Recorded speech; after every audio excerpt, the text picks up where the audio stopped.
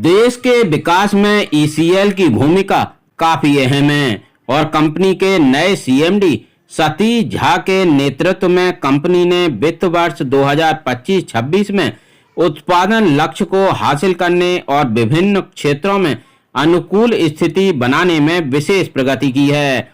इसके साथ ही चाहे बात मजदूरों के हित की हो या उनकी सुरक्षा की या फिर कंपनी द्वारा सीएसआर के माध्यम से किए जा रहे सामाजिक कार्यों की बात हो, हर क्षेत्र में ईसीएल का प्रदर्शन उम्दा रहा है। हमने बात की कार्य के प्रति निष्ठावान व्यक्तित्व के धनी सीएमडी सतीश झा से। उन्होंने हमें एकांत साक्षात्कार में कंपनी के वित्त वर्ष 2025-26 के उत्पादन लक्ष्य, मजदूरों की सुरक्षा एवं नेट जीरो के अलावा कोयला चोरी को रोकने की दिशा में किए जा रहे प्रयासों के बारे में कई महत्वपूर्ण बातें साझा की। ईसीएल में अपार क्षमताएं हैं, खासकर ये आपको जैसे मालूम है कि ईसीएल का जो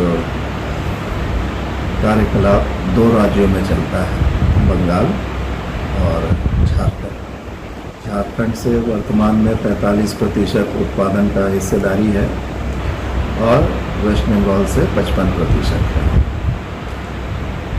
वेस्ट बंगाल के जो क्षेत्र है वो हमारे रानीगंज कोलफील्ड में है, मुख्यतः अजय रिवर और दामोदर के बीच में ये कोलफील्ड पड़ता है और यहाँ पर लेगेसी माइंस बहुत सारे हैं। लेगेसी माइंस का तात्पर्य यह है कि जो ब्रिटिश इंडिया के समय से 1774 से चले हुए कई माइंस हैं यहाँ पर। उनमें ऊपर के सीम्स का डेवलपमेंट, डिप्लरिंग अपने हिसाब से किया गया है, जिसका मुख्यतः आज के डेट में कोई नक्शा भी उपलब्ध नहीं है।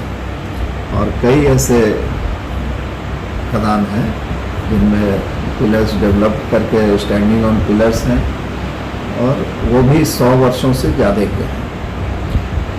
लोअर सीम्स जो हैं, जो कि high grade non coking coal हैं, G4, G5, G6 कैटेगरी कोल, उनमें अपार क्षमताएं हैं और आज ईसीएल तमाम सब्सिडियों के बीच में CIL के जितने सब्सिडी हैं उसमें इस रानीगंज क्षेत्र में जो पोटेंशियल है, जो क्षमता है, वह अंडरग्राउंड मैकेनाइजेशन के आधार पे आने वाले 10 वर्षों में वर्तमान में जो 10 मिलियन टन हम उत्पादन करते हैं अंडरग्राउंड से, वह करीब 25 मिलियन टन तक पहुंचेगा और इसका प्रारूप तैयार है और समय समय हम लोग हर क्षेत्रों में उस एक्शन प्लान पर काम करते हुए आगे बढ़ रहे हैं। सर 2025-26 के लिए क्या लक्ष्य रखा गया है? 2025-26 के लिए ईसीएल को 59 मिलियन टन का लक्ष्य दिया गया है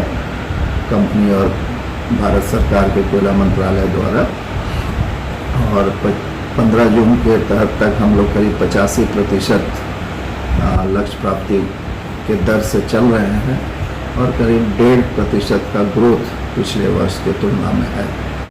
इसमें क्या है कि जो हमारे मुख्यतः मजदूर हैं, जो यहाँ ईसीएल में सबसे ज़्यादा कोयला खान मजदूर हैं सभी सब्सिडी के तुलना में, तो हमारा जो पॉलिसी है, जो स्ट्रक्चर है एम्प्लॉय बेनिफिट का, वह सभी सब्सिडियों में समान है, कहीं भी कोई कमी नहीं करते हैं।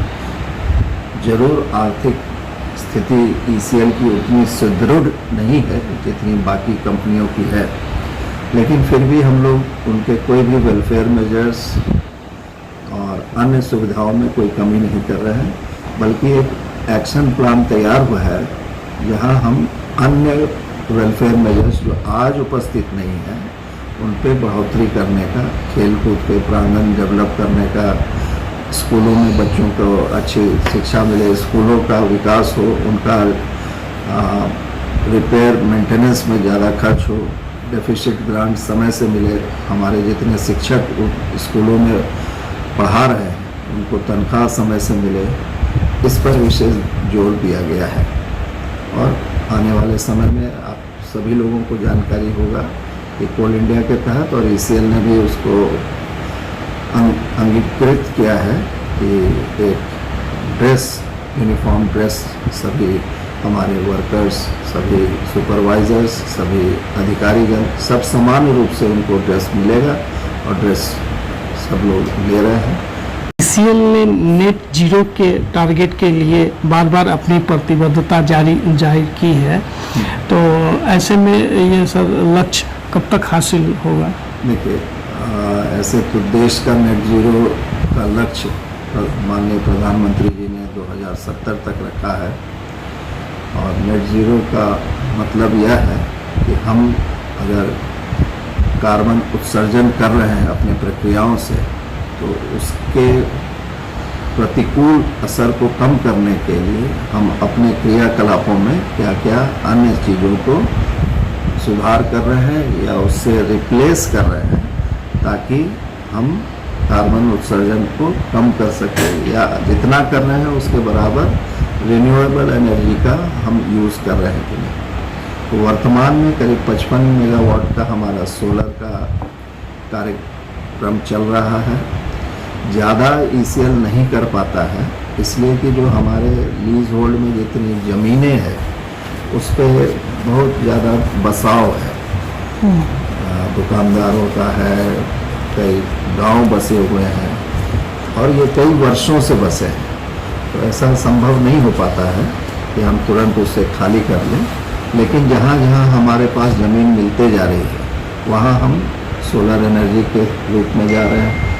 उसके अलावा वृक्षारोपण अपने खान क्षेत्रों में, आसपास के गाँव में, और जहाँ भी एक ग्रीन क्रेडिट प्रोग्राम चलता है उसमें 2000 हेक्टेयर का हम लोगों ने बुक भी किया है, वो बंगाल और झारखंड दोनों राज्य मिला करके। तो एक बृहद रूप से वृक्षारोपण का कार्यक्रम ईसीएल ने लिया है और एक अभी कुछ ही दिन पहले कोयला मंत्रालय ने मिशन ग्रीन चालू किया है और उसमें कई ऐसी सूचीबद्ध एक्टिविटी है जो हमें जिला में करना है और जिला के माननीय कलेक्टर महोदय और अन्य अधिकारीगण रहते हैं उनके समन्वय से करना है। इसके तारतम्य में करीब 3 बैठकें हो चुकी हैं, ताकि हमारा जो भी कार्यक्रम हो वो आम जन के लिए फलीभूत हो। इसलिए राज्य शासन और जिला प्रशासन को इसमें सम्मिलित किया गया है। ईसीएल के सीएमडी सतीश झा ने अपना पदभार ग्रहण करने के बाद से पिछले 6 महीनों में अपनी कार्यकुशलता से कंपनी को नई ऊंचाइयों पर पहुंचाया है। सतीश झा के नेतृत्व में ईसीएल ने पिछले 6 महीनों में कई उपलब्धियां हासिल की हैं। हालांकि कंपनी को अभी भी कई चुनौतियों का सामना करना पड़ रहा है, जैसे कि कोयला उत्पादन की चुनौतियां और प्रतिस्पर्धा। यदि ईसीएल अपनी कार्यकुशलता और सामाजिक जिम्मेदारियों को यूं ही बनाए रखती है तो वो आने वाले समय में और भी अधिक सफलता प्राप्त कर सकती है। सतीश झा ने मजदूरों की सुरक्षा और स्वास्थ्य के मुद्दों पर विशेष ध्यान दिया है, जिससे ईसीएल के कर्मचारियों के लिए एक सुरक्षित और स्वस्थ वर्क एटमॉस्फेयर सुनिश्चित किया जा सके। यही नहीं, कोयला चोरी को रोकने के लिए उन्होंने जिला प्रशासन को खुली छूट भी दी है, ताकि कोयला चोरी रोकने में ईसीएल, सीआईएसएफ और पुलिस प्रशासन सख्ती से कार्रवाई करे। सीएमडी सतीश झा ने इन मुद्दों पर क्या कुछ कहा, सुनिए खुद उन्हीं की जुबानी। हमारे जो भी कामगार खदानों में काम कर रहे हैं उसके प्रति हम लोग बहुत सजग हैं, बहुत सारे एक्शन प्लान्स हमारे जागृत हैं और इम्प्लीमेंटेड हैं। अगर आप आंकड़े देखेंगे तो पिछले 3 वर्षों में अभी तक जो भी हुए हैं यह आंकड़े यह सूचित करते हैं कि हम अपने दुर्घटनाओं को काफ़ी कम करने में सक्षम पा रहे हैं। उसका मुख्य कारण क्या है, जो हमने बताया कि यहाँ पर जो सोर्स ऑफ डेंजर है बहुत पुरानी खदानें जो चली हुई हैं, उनका आइसोलेशन किया हुआ है, उनका कहीं कनेक्टिविटी, बहुत सारे रैट होल्स हैं, रैट होल्स के अलावा बहुत सारे पिट्स भी हैं जो मल्टीपल एंट्रीज हमारे अंडरग्राउंड में है। उनको सूचीबद्ध तरीके से हमारा जो खान प्रबंधन है उसका निरीक्षण करता है और उस पर फेंसिंग करके उसे प्रतिबंधित भी करता है। लेकिन फिर भी कहीं ना कहीं यह खतरा का संकेत रह सकता है। तो इसको पार पाने के लिए हम अपने जितने भी अंडरग्राउंड के माइंस हैं उसमें एरिया वाइज और mine wise mass production technology की ओर बढ़ रहे हैं। जैसे कंटिन्यूस माइनर हो, हाई वॉल हो, रोड हेडर हो या हमारा लॉन्ग वॉल पद्धति हो। इससे क्या है कि उत्पादन में भी बढ़ोतरी हो रही है और ये सिस्टम अपने आप में सुरक्षित है। तो उससे काफ़ी हमें फर्क पड़ रहा है। ईसीएल के कुछ खदानों में चोरी की घटनाएं, कोयला चोरी की घटनाएं सामने आती है। इसे अंकुश लगाने के लिए क्या कदम उठाए जा रहे हैं? जी, ये बराबर रिपोर्ट मिलती है हम लोगों को, आप सही कह रहे हैं। लेकिन अब ये निश्चित करना है क्या यह चोरी हमारे सिस्टम में कमी के कारण है या जब हमारे प्रांगण से बाहर जाता है तब चोरी होती है। और चाहे ये ईसीएल के प्रांगण में हो, दायरे में हो या ईसीएल के दायरे से बाहर में हो, तो यह एक लॉ एंड ऑर्डर का विषय है। इस पर हम लोगों ने कई बार मदद भी मिला है। मैं नहीं कहूँगा कि जिला प्रशासन से नहीं मदद मिला है, कई बार मिला भी है।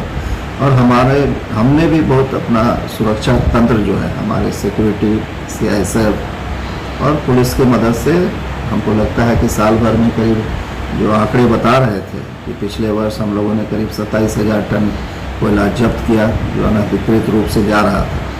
तो मैं तो फिर से कहूँगा कि जो व्यक्ति चाहे वो हमारा हो या हमारे ईसीएल के दायरे का बाहर का हो, प्रशासन को खुली छूट है कि उसे धर दबोचे, ताकि इस कलंक से जो कि बार बार सभी प्लेटफॉर्म पे ये सुनने को मिलता है कि ईसीएल में कोयला चोरी होता है, ये होता है, इस पर अंकुश लग सके। मैं तो प्रार्थना करूंगा जिला प्रशासन से कि इसमें जो भी व्यक्ति संलिप्त है उस पर सख्त से सख्त कार्रवाई करे। हमारे जहाँ भी मदद लगेगी हम उसमें पूर्ण सहयोग के लिए तैयार हैं। सीएमडी सतीश झा के नेतृत्व में कार्य कर रही ईसीएल टीम उत्साह और आत्मविश्वास से लबरेज है। ऐसे में ये कहना गलत नहीं होगा कि ईसीएल अपने लक्ष्य प्राप्ति की ओर मजबूती से आगे बढ़ रही है। एराइज न्यूज के लिए तारकेश्वर राय की रिपोर्ट।